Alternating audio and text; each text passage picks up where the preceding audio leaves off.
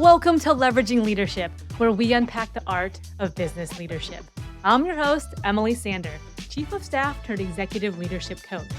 In this series, we dive into the role of Chief of Staff, exploring how it can be a game changer and pivotal player on your leadership team.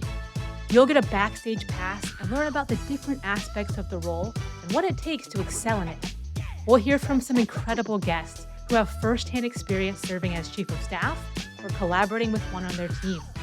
And don't forget, the Chief of Staff isn't just a title or person, it represents a leadership philosophy. Leveraging leadership is all about finding your points of greatest influence and leveraging them to better serve those around you. Rory Liebhart, how are you doing, sir? Boy, it's fine Friday. I'm doing excellent. It's great to see you again. It's been, I mean, we recently reconnected, but I mean, it had been years In a since minute. we actually, Yeah. it's been really fun seeing you lean into your passion and your journey and kind of like growing your coaching business and, being, well, just the dynamic person that you are. So Oh, thank you. Yeah, I yeah. appreciate that because I looked up to you and, when we first met at G2, we worked together, I guess, 10 years ago now. Crazy, Oh just a my. decade. Yeah, it's, Like, that I is was a baby. I incredible. was, like, in many ways, I was just, like, kind of bright-eyed and bushy-tailed, so, but, Yeah, but I recall you being really dialed in, and even at that time, like when I first joined the company, that was a big jump for me as far as kind of a career jump. And, you were right there sort of like helping me get, really acquainted with the business and the people, which is super important coming into any new role yeah. specifically. I was So dialed in, I was all about that job, and I was you driven and were ambitious and everything, so that seriously, was yeah. that was it. So, let me do your fancy professional bio here for a second for people. So, Fancy. um, Rory is a multi-time CFO, president and director of private equity-backed companies, and is now a consultant and a private investor. How does that sound? It seems like it's like I have no focus or something. I'm all these things, but I haven't really settled into any given one. But yeah, no, it's been around the block, that's for sure. So Yeah. yeah. You're one of my favorite people. So you have all Oh, this, thank you. this illustrious career and many accolades your way, well deserved. But it wasn't always that way. So I No. remember Ed saying, and this is Ed Barton, Rory and I's former CEO. You can check Yep. out his conversation at episode 28. But Ed used Yes. to say, when I first knew Rory, he was selling t-shirts down on the dock. And I've always wondered, is that like a saying or were you actually selling t-shirts on a dock? And if so, what dock? Oh my gosh. That's going way back. That's even, before I even consider myself having entered like the professional workforce. But I think what Ed was referencing is I actually did at one point when I was in my very early 20s, had a clothing company. It was called Oh, Alexei Clothing Concepts. Yep. And, it was a lifestyle streetwear brand that I started with a friend that we were, really into skateboarding and snowboarding, that whole vibe. And anyway, so, we actually had a little business. And I think that must have come out when I first interviewed with him when I was, gosh, in my very early 20s. And he was a very young CFO as well at the yeah. time. Yeah. And I think it stuck with him. And, it's funny you bring that up. I hadn't thought of that in years, probably. It's so funny. I remember him saying that over and over, and I was like, "Man, that must be like a East Coast saying or something." I've never heard that one. Well, and Ed definitely has a lot of interesting Oh, yeah. sayings, but, he used to call me Clifford the Big Red Dog. I'm a redheaded Oh, you person, were Big Red. Big Yeah, Red, yes, you did. exactly. So, then he called me just Clifford straight up. And it's a classic. Yeah, Ed's been like a really common thread as part of my career, actually. As just reminiscing a little bit with him a couple days ago about, really I kind of break down 2 points in my career as pretty pivotal ones, and he was the, like, responsible for both of those. So, he's Yeah. dynamic dude, and, I owe him a lot of gratitude for what he's done for me. So, He is for sure, and I think you and I we were talking about this earlier, but you and I have both worked for Ed.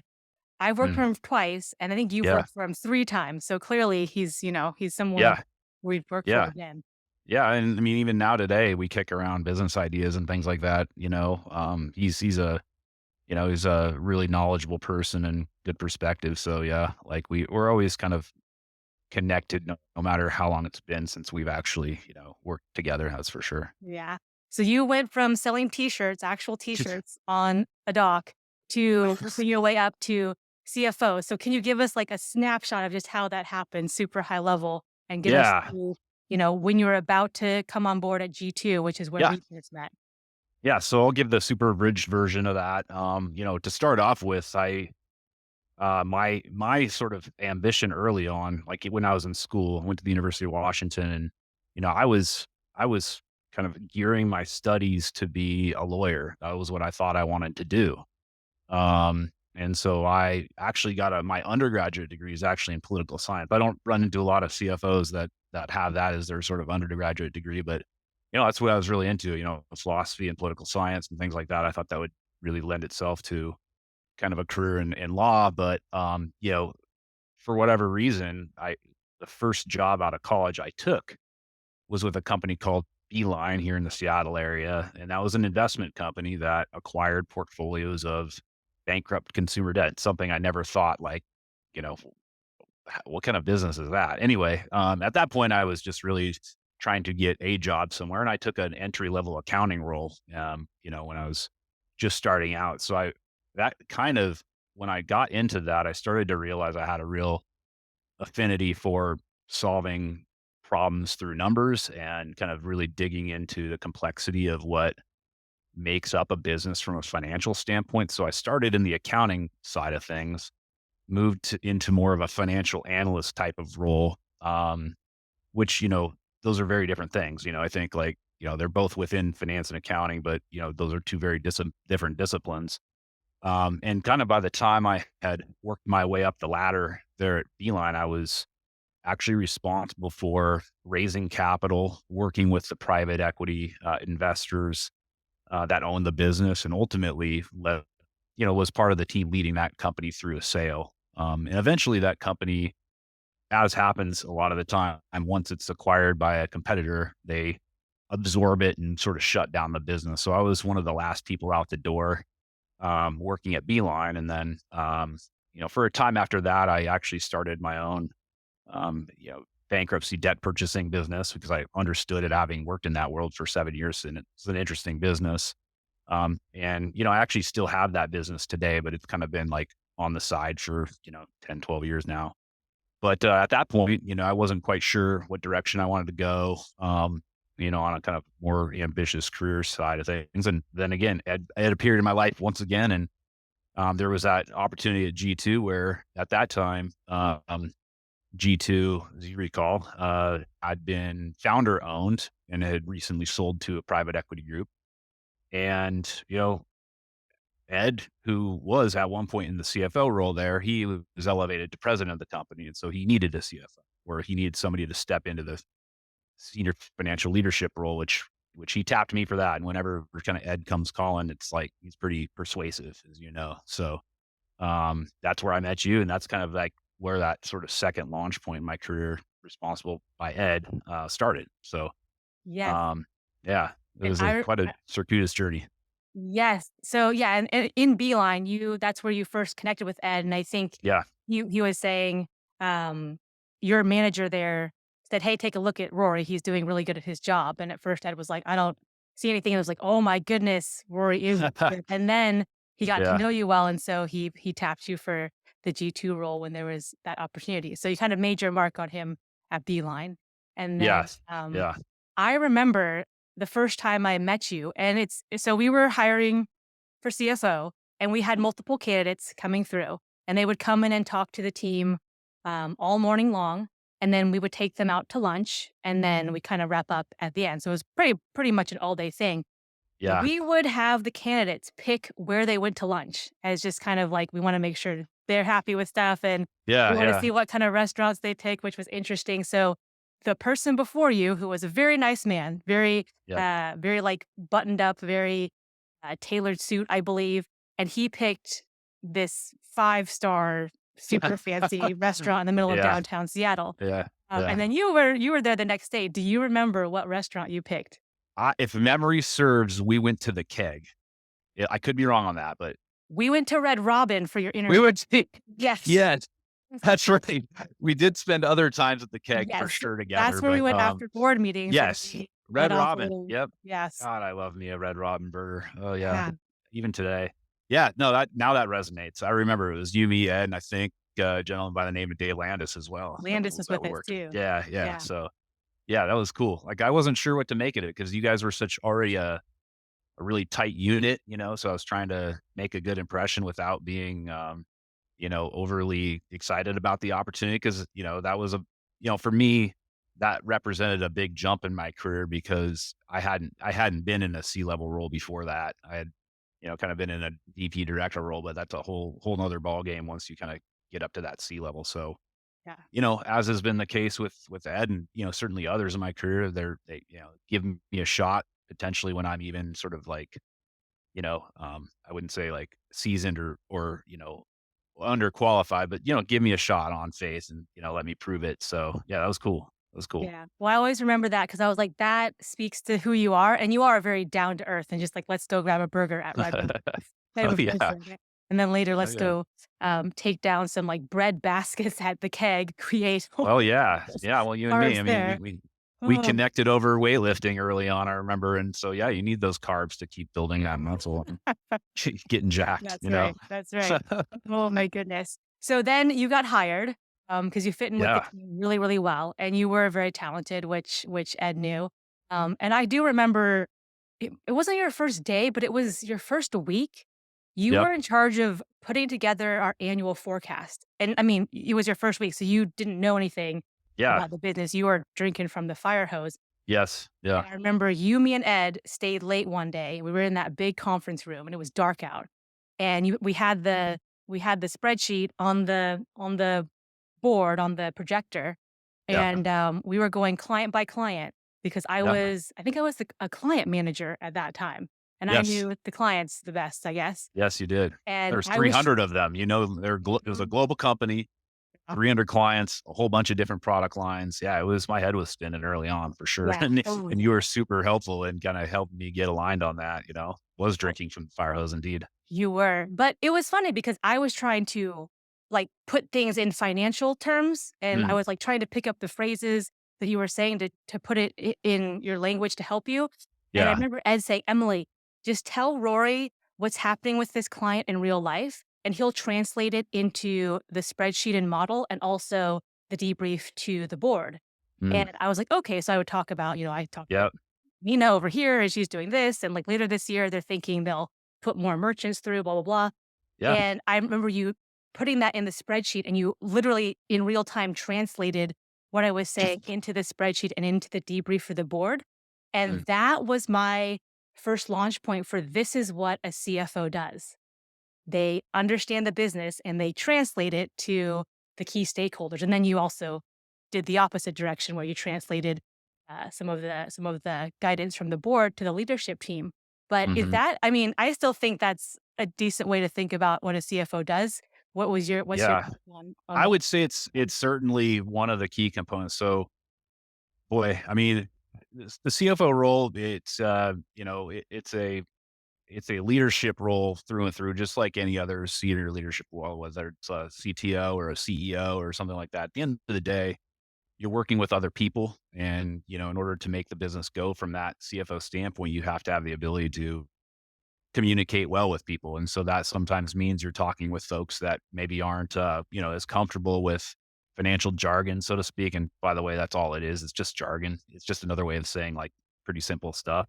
Um, but vice versa, I think, to be a effective CEO, you have to, or CFO or CEO for that matter, you have to be able to take inputs as brought to the table from, folks you're working with or customers or what have you, and actually translate that into the, kind of financial terms. But the way I personally think about a CFO, just in broad strokes, is, it's a person that's, as implied by the names, responsible for the financial oversight of the business. And that's a big, broad topic in itself, depending on the type of business that could, all sorts of things. But, you have to be forward looking, which means, being able to do financial analysis and financial planning and budgeting. And you also have to look backward and be able to, kind of interpret financial statements through the things that have happened when you're reporting on financials. But then you can get even broader than that.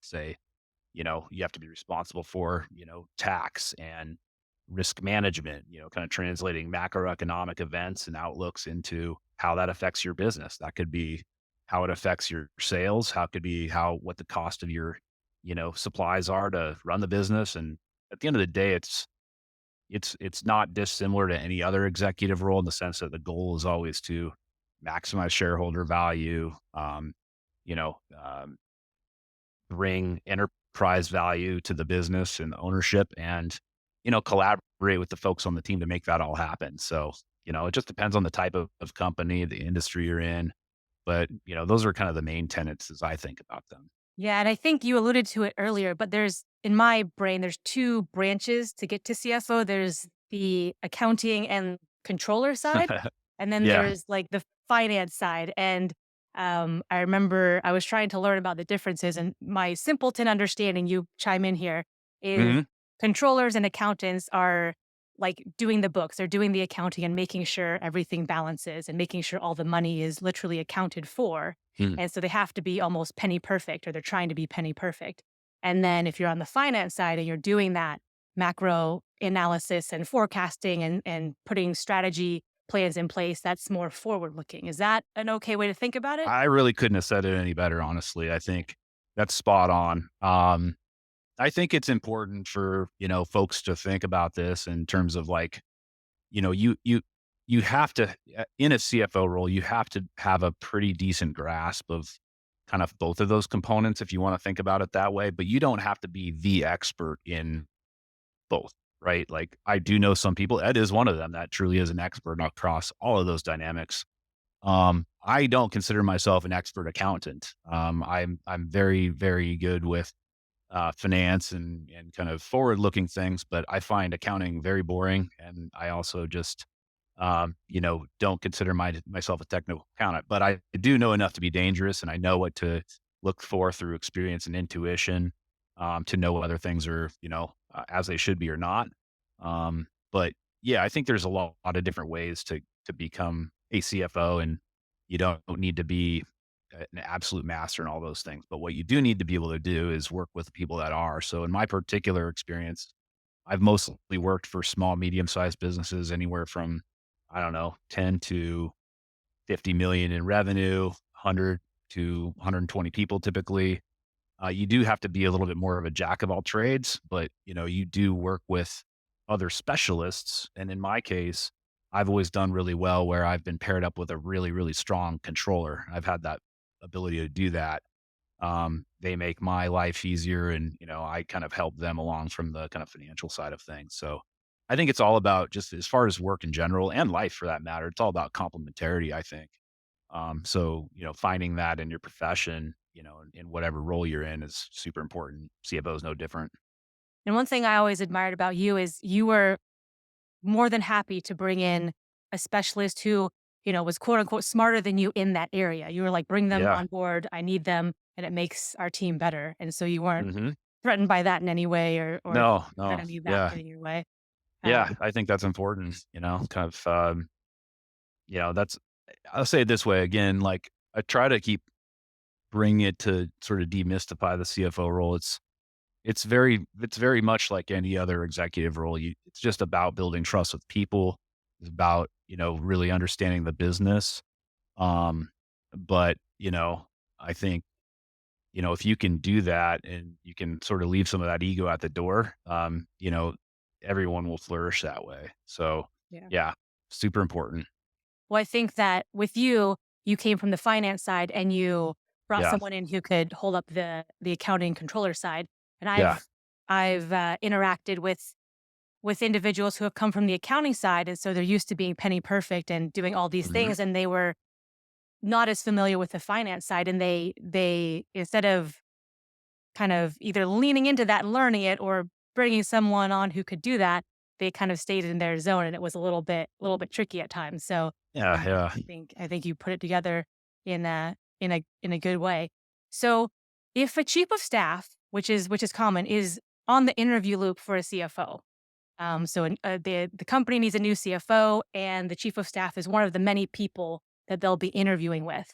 And let's Yep. say the chief of staff, isn't a financial expert, but they still want to make sure they're bringing on a good team member and making a good hire. What would you say to look for or to talk to the CFO about when you're interviewing them? Well, first and foremost, for somebody that is, like interviewing for a role at a company they haven't previously worked for, or and in your to your very specific question about a chief of staff interviewing for a CFO, I often think that a chief of staff role has the pulse on the business as much as anybody in the business, quite honestly. And so to that end, the first thing you want to look for is irrespective of whatever jargon or, you know, way in which a CFO candidate can explain to you how they analyze a P&L or a balance sheet or structure, a capital market strategy. Like you want to know that they're going to fit in with the team, because the CFO role is a unique one in that I wouldn't say it's a lonely job or sort, but it can be one where you are a little bit off on an island and sometimes maybe the one dissenting voice in a room of other executives that are super pumped about maybe something really just pure growth, but maybe it's not all about growth in the end. And maybe you need to be talking about, kind of margin and kind of profitability and kind of like EBITDA expansion, just stuff like that. But you need to know that you're going to be able to work with this person, and I think testing them in how they communicate, first and foremost, is important. I think maybe getting a gauge on how they interact, maybe if they're in some sort of a situation where there's some constructive conflict, which I think every executive needs to be well versed in. If it's not going to be a fit from a kind of cultural or alignment standpoint, no matter how technically awesome they are or whatever, it may not work out. But on the flip side, if you feel like, the person you're interviewing is maybe somebody that's like going to align well with the team that you've already, you know, been really close with and that how that pulse, goes, that's a good place to start. And then you can work from there. You don't need to be as an interviewer someone that's going to necessarily test the chops of, someone's technical financial background as much, but you do need to make sure that you're not bringing, kind of like a toxic person to a group that's maybe really already very cohesive, so. Right. That's a good point. And I think, I was not and am not a financial expert, but I wanted someone who could explain those concepts to me in a way, one, that I Yeah. understood, and two, in a way that wasn't condescending and didn't make me feel Yeah. stupid. Yeah. And so I remember over like Red Robin, I was like asking you just like, hey, can you like explain like I mean, back then it was like, what is EBITDA and like why is that important? Or all these different things. And I think you explained them so well, and I could tell that you were extremely competent, but you also could communicate that well. So I think that was something I looked for. Yeah. No, I thought I definitely, that ability to, again, come back and it keeps coming back to like sort of like building trust both ways because over the course of years or, periods as you're budgeting or as you're making tough decisions as a business, you need to know that you can have open conversations amongst folks on the executive team. And, a lot of the time, the CFO, because of the nature of where they sit within, looking at the data from a financial standpoint and kind of looking at these indicators of how the business is going to kind of play out, you need to be able to have open conversations and sometimes very tough conversations. And if you don't have that sort of foundation of trust, meaning like, the folks that have worked with the CFO in the past don't feel like every single time they go to ask a question or, raise a concern that they don't feel like they're going to be treated as less than or whatever, because for whatever reason, maybe people are intimidated by kind of the financial aspects of the business. Like you gotta make sure that that's not there. Otherwise you're not going to have a high functioning team. And I think to CFOs out there too, um, really getting to know the players and not just sitting behind the numbers all the time. You need to understand and put context behind the numbers, like to be able to ultimately give back to the team valuable insight and, execute on action plans. But I've found personally that that comes from, for me personally, working for companies that are small enough where I could like literally get to know every single person there so that if I want to understand why a trend is what it is, I can actually talk with them and really get the real scoop rather than feel like, maybe people aren't feeling comfortable being open with me about it because we can solve these problems together or we can on the flip side of problems, maybe there's a big opportunity. We need to double down our investments in certain areas. Like Yeah. we want people to feel like, we're working in this together. But, at the same time, like I said earlier, like sometimes you do as a CFO need to be prepared to be Doctor No, as I've been dubbed at different times of my career, because, sometimes again, you are sort of that one dissenting voice. And I think CEOs find that to be a very high quality of CFOs, like to have that complementarity and be like, in some ways, good cop, bad cop, actually. And that's what they value. So I've had the fortune of working with a lot of great CEOs, and that complementarity is kind of in my mind, like the biggest, one of the most important partnerships you can have in a business is, um, CEO and CFO being on the same page. And I think you mentioned that productive tension that is sometimes just inherent Yeah. in like a CFO and a CRO or a COO role where sales wants Yes. all these different things and the CFO sometimes has to say yes to this, but no to these things. When Yeah. operations is asking for something or product wants to build something new.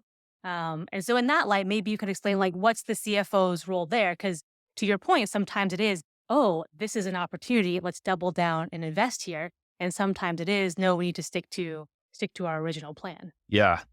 Yeah.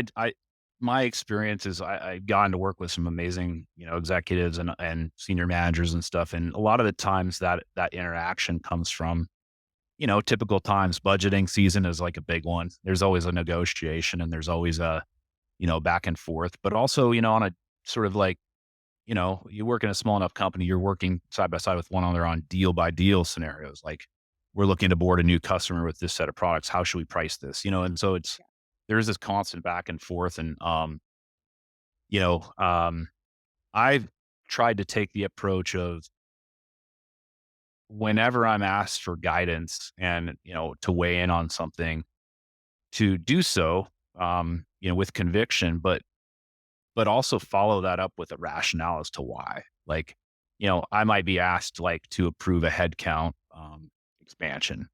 And, for reasons that, may or may not be clear to the person that I'm working with on that, like we might have to say, no, we can't do it this quarter. We got to push that out 6 months. We need to see some more sales. We need to see some more progress on these other strategic initiatives before we pull the trigger on that. But what I've tried to stay away from is just saying no and not providing any context, Right. because that just makes people dejected and they don't learn. Because part of what I try to do, sometimes I'm better at it than other times, is like try to understand where they're coming from. Because sometimes I'll see something at face value, I'm like, that is a ridiculous request. Why would we do that? But I'm also not I'm not all knowing, so I try to open myself up to understanding like their position, and sometimes I'm completely off base and I need to kind of like reassess my kind of my guidance. But yeah, on the flip side of that, I want people to feel like, you know, they learn how a CFO looks at things, right? And so, in certain instances, even at G2, like I can remember like I'd be working with like the CTO, and it would be like, a constant sort of back and forth on negotiating for resources and things like that. And, over time, it was a beautiful thing. Like this person would be like, okay, I've put together this P&L so you can see where our margin expansion is coming from on what time horizon.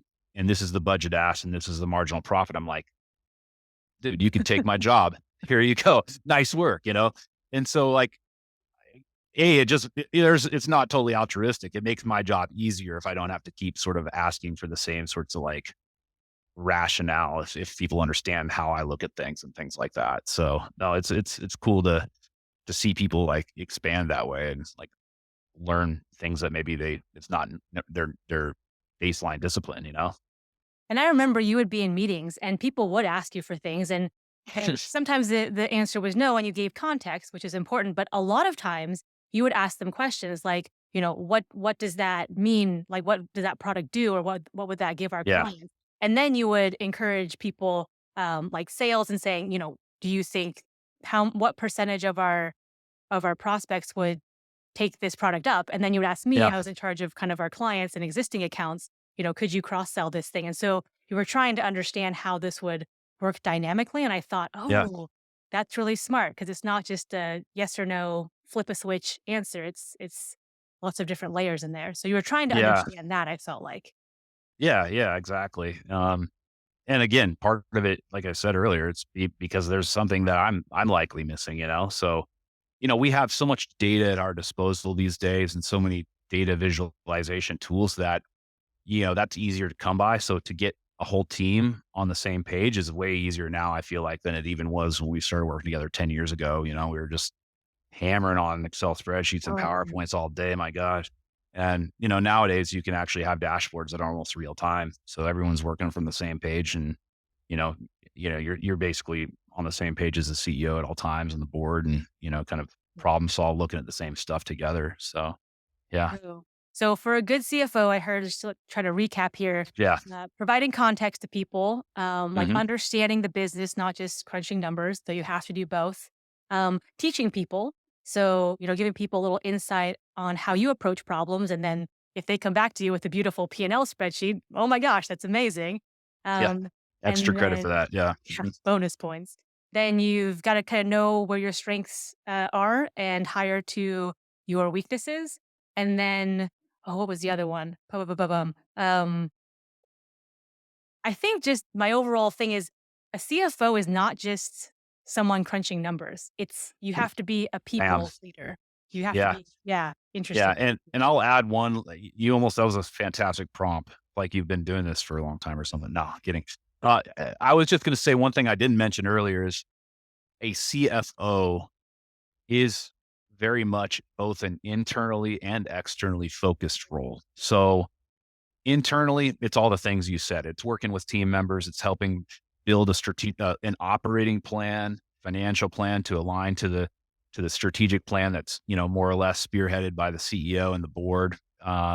That's all pretty obvious. You need to take care of your financial hygiene and all that stuff, and you need to make sure that everything's dialed in internally. But it's very much external, and for me personally, that's actually almost the most enjoyable part of that. I like to do deals, so that involves, spearheading efforts around M&A activity. So you might be a CFO needs to be pretty well versed in being able to work with lawyers, investment bankers, tax accountants, auditors, customers directly, all of that. And I find that to be totally exhilarating. And so, it's a very, you got to be balanced, in both ways. Um, yeah, very external, very internal. But, on both sides of things, it's like, you're supported by a great group of folks that are specialized and, dialed into just making the things go every day. Yeah. I mean, there's so many roles like this, but really for CFO, you have to be very technically knowledgeable and technically sound, but then you Yep. also have to have extreme, like an extreme breadth of knowledge and interest in people and understanding the different components like auditors and tax and Yeah. lawyers and different Yeah. internal teams. Like that's a pretty wide spread, you know? Yeah. So you've got to be Yeah. able to bridge all those things. And at the heart of it, you are executing the financial piece of the strategy. So you're saying, okay, Yep. here's our mission, here's our strategy set forth by the board, CEO, whomever, and then I need to Yeah. build the financial plan for that and plug everyone into that and make sure they're involved. Yeah, exactly. And I think I take it as a big responsibility, like a serious one, to be the mouthpiece to, the entire company, the employee base. And I haven't worked as a public company CFO where, part of your role, a very important part is to be, a speaker on earnings calls and really interacting with the public investor community, institutional investors, things like that. I've mostly worked with private equity boards and founder boards and things like that, which I love. But I also find it to be, I believe in as much transparency as possible with employees because I think people need to know why they're doing what they do and how what they do impacts, the key metrics in a business. So growth, top line revenue growth, bottom line profitability, and, kind of capital efficiency, i.e. cash flow. And I believe in as much as possible, kind of sharing that transparently with employees so they kind of have the tool set there. So you got to be somebody that can, kind of speak with conviction and kind of authenticity to employees about what's going on. I think that's really important. Absolutely. And I remember you would get up at all company meetings, Yeah, all company meetings, that and you would was go through the yeah, financials, which people were like, he's yeah, showing the financials to people, but you would yeah, walk people through. And it yeah, was really cool because I could see people making connections because they had line of sight to like, oh, that's what my team contributes to, or oh, when I do these things with clients, it impacts it this way. So I could just see the light bulbs going off. So giving people Yeah.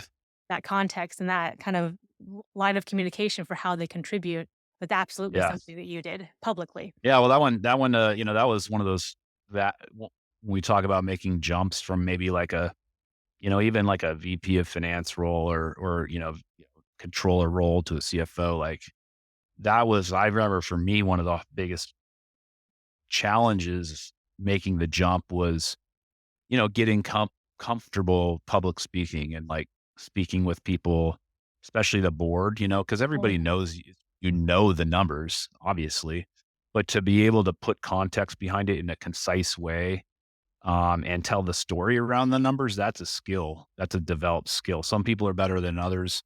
Took me at least a couple of years of like really grinding it out and working on that to be more effective. But like it's, a lot of these skills anybody can do if you just kind of keep working at it. But yeah, that's a big one, is to be able to kind of be that mouthpiece. Again, it's like in all of the more board meetings that I've been in and sort of town hall meetings with employee bases and things like that, it's usually, you're locked arms with a CEO. Usually those two roles, are kind of the mouthpieces for, what's going on in the business and the outlook. So, comes back to that partnership with a great CEO to, be really pretty dynamic in that respect. and you had mentioned public speaking and board meetings. And so that made me remember my Yeah. very first board meeting, which Yeah. you were there for. Oh my And gosh. Yeah. oh my goodness, I talk about holy sweat, Batman. I was Oh, sweating so yeah. profusely. I was so nervous. You and me Um, both. Yeah, seriously. Um, but you had done a great job, so I wanna give a shout out because as CFO, you had obviously spoken with the board beforehand and gotten a sense of their temperature and what was important to them to get out of the board meeting, Yeah. and you helped relay that to the team members who were gonna be presenting, and you took special time and attention with me because you knew how nervous I was, and you sat me down and said, "Here's, like, what they're wanting to hear. Here's kind of where they're coming from." And I'm assuming you also did it the other way, kind of prepping them and teeing things up that the team was gonna present, but, um, Yeah, it's yeah. that was the first part going in. I remember being in there, and you were sitting right across from me, and you were taking minutes, and there was this one I know. point where I Yeah. got lost, that I started talking, and I couldn't stop talking, but I didn't know what I was saying, so I panic rambled, and you kind of did this subtle, like, stop, like, you kind of shook your head, like, Don't keep going." So I Did I? stopped, Wow. I breathed, which is often helpful, and then I regrouped and started talking about something sensical, and I looked up and you gave a very slight nod and, like, little smile, like, "Yes." And I always remember that, Rory, I Oh, swear. that's I was like, lovely. "Liebhart got me back on track. Thank That's you. great. Thank Oh, you, I'm big glad. red." Yeah, Yeah, well, so and I mean, yeah, I think yeah, I don't remember that, but I love that. That's great. I'm so happy that, that that you got something from that.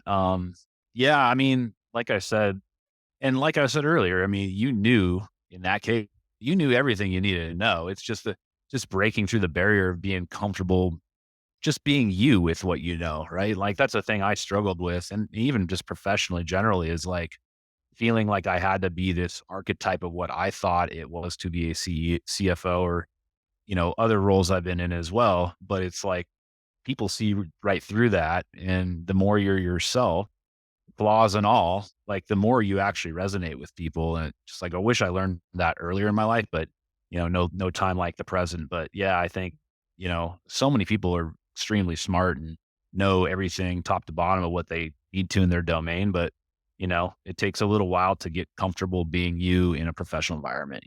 So I think that's super important. I mean, people can pick up on that either yeah, consciously or subconsciously. They know yeah, when someone's kind of putting on airs or trying to be yeah, something else. And I mean, honestly, the board, sure, they wanted a respectful and polished presentation, but they also just wanted the information. This is their yeah, business. They've invested millions of dollars. They want to know what's going on from the people on the ground. yeah. So that's why I was there. Um, Yeah, and they want your perspective on the numbers and what the numbers mean, like, again, if I can impart any sort of wisdom on people that are like stepping up into a role like CFO role where they're going to have to do board presentations and things like that. It's again, these people are extremely smart people. They can look at the numbers on a page and sort of like interpret all of it. So like to spend your time rotely talking about revenue was X, we grew Mm. 4.2% quarter over quarter. Our, flow through to EBITDA was, X and blah, blah, blah, blah, blah. They know that. They can see all that. They want to know, what are the factors driving that and what are the risks to, you know, the trajectory you're on, or what are the opportunities of, where we could invest more and kind of focus our energy. So it's like, that's the value creation in the role. It's not just knowing the numbers and like regurgitate them. It's basically interpreting them and giving people insights into, you know, how you can, you know, uh, impact your business through other activities to change those numbers, ideally for the better. Yes. I love that point because if you just yeah, please, anyone, just don't regurgitate spreadsheet numbers. Oh my goodness. Oh, It's what does that mean in real life? How can you action that data? And great point, because I remember in that board meeting, they were asking me, Emily, what are people saying when you talk to them about global boarding? Because this was our new product we were launching. And they wanted to know, because I was speaking to yeah. customers, what are you Yes. hearing? What are they saying? And so they wanted that piece, behind the numbers that they were Yep. seeing. So They wanted Emily's perspective on what that was mhm, exactly, yeah, not just sort of like a generic, kind of statement. They're like, "Give me the goop. You're in it. You're like down in the weeds. yeah, yeah. So yeah. So zooming out a little bit, we talked about private equity and we were presenting Mm. to our private equity backed board. I'm sure there's a difference between being a CFO at a PE backed place and not. Is there can you tell a little bit about the differences there? Sure, sure, sure. So by nature, private equity invests in private companies as opposed to public companies. So when you think about public companies, you think about all of the companies that are listed on the stock exchange, and there's various exchanges. But the point is, with being a public company, there is quite a bit more scrutiny, right? Scrutiny is not the right word. There's a lot more public disclosure requirements as it relates to how you're reporting earnings, how you, interact with investors and shareholders and things like that. So it takes a big team of people to be able to kind of address that. I've found with private equity, again, with private companies, you know, it's, you're dealing more directly with the ownership group. Cause again, public companies, there's hundreds of thousands, maybe millions of investors in individual shares, right? But with private equity, there's usually a board constitution that's comprised of folks that work at the private equity firm, plus the CEOs, typically the chairperson of the board, and you maybe have a few independent board members and things like that. I'd say, like, fundamentally speaking, all of the same things apply to both public and private businesses in the sense that, again, the key tenets, financial management, risk management, leadership, all that stuff. That doesn't change between the types of businesses, but there are different nuances. There are different reporting requirements typically with the private equity group. There's different things that they want to see in terms of how the information is presented and how you track the performance of the business. And then you go a step different than, between like, let's say, big public company, private equity group, a backed company, and then you have like maybe like a founder led or just purely bootstrapped venture company. I found it to be, way more loose in the sense of like with a venture group or very early stage company, it's almost like, you know, finance and accounting is almost an afterthought at times. There's like the bare minimum. And it usually, quite honestly, a lot of times I see it where, it once a company goes from founder run to private equity is when they maybe expand the professional back office, if you will. So finance and accounting, administration, HR, some of those things are what you kind of add on once you're sort of past that sort of founder's early stage.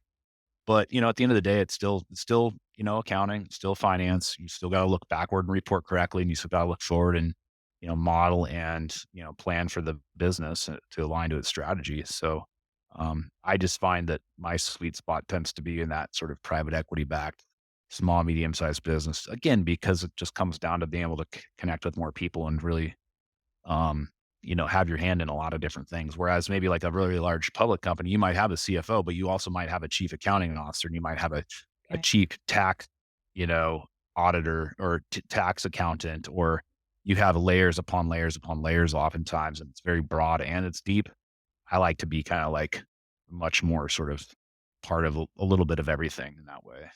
And I remember our board would speak to Ed mostly, as the president, as the CEO. Hmm. But then as you came on board and got ramped up, they started calling you more often.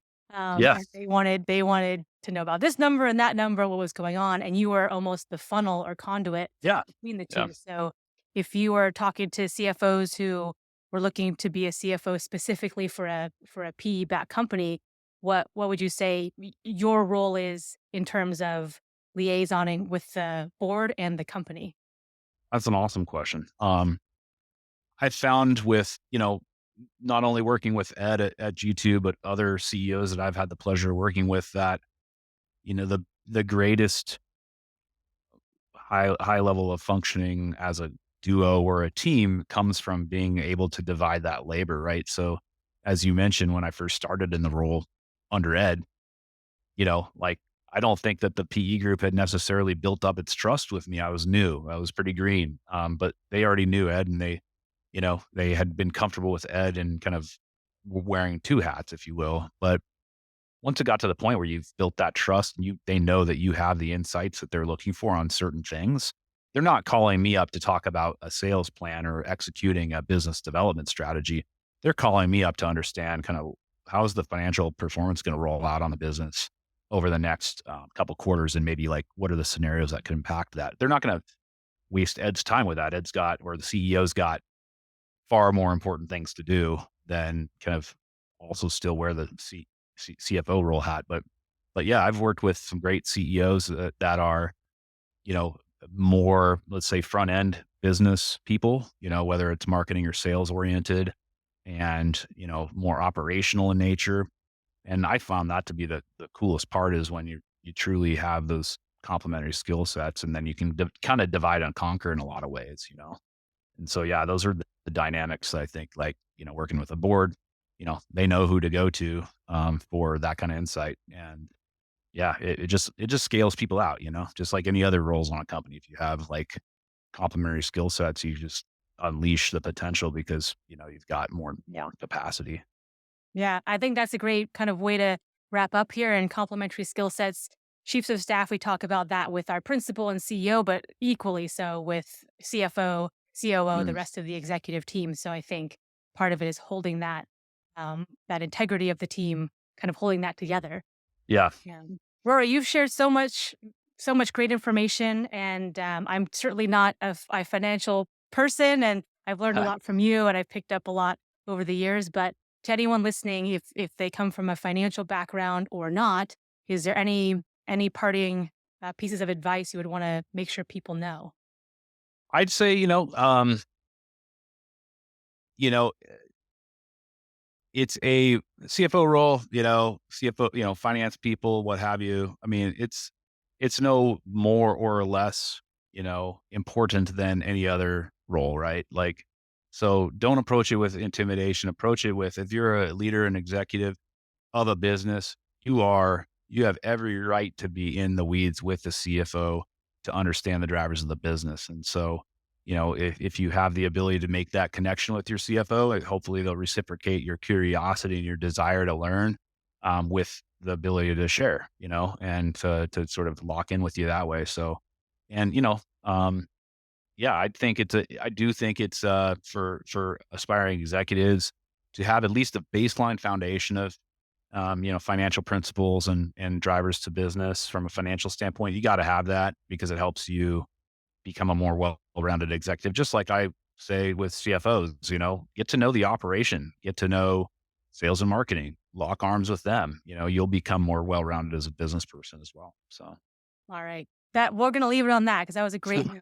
Rory, thank you so much. It's yeah, thank you. talking to you, and thanks for being on the show. Yeah, thank you Yes, so it's been much. my pleasure. Take care.